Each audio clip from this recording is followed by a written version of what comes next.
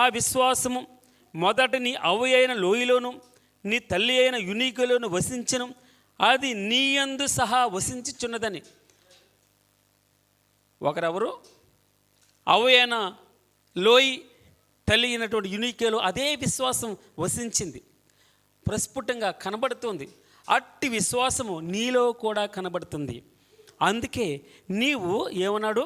ఈ సంగతులను సహోదరులకు వివరించినడల నీవు ఆ అనుసరించి వచ్చిన విశ్వాస సుబోధ సంబంధమైన వాక్యముల చేత పింపారుచు. విశ్వాస సుబోధ అంటే విశ్వాసముతో మిళితమైపోయినటువంటి బోధది. నువ్వు ఏం చేయాలి?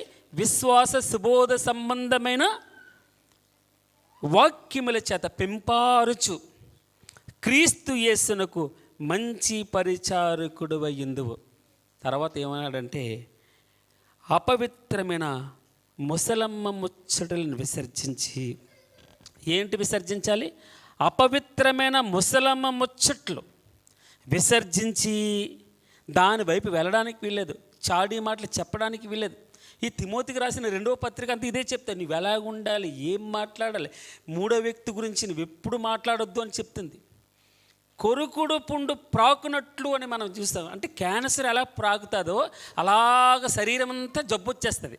అంటే ఒక్కసారి చాడీ చెప్పడం మొదలు పెడితే కొరుకుడు పుండు, అది అపవిత్రమైన ముసలమ్మ ముచ్చట్లే తప్పు.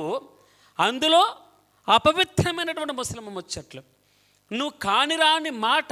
కాలక్షేపం అవ్వట్లేదమ్మా, ఏమంటారంటే ఏం ఊసిపాట్లేదు అంటది. ఏమంటారా? ఊసిపాట్లేదంట. టైంపాస్ అవ్వట్లేదు. ఏమక్క టైంపాస్ అవ్వట్లేదు? ఏం చూస్తున్నా మరి? అయ్యారు ఏం చూస్తారు?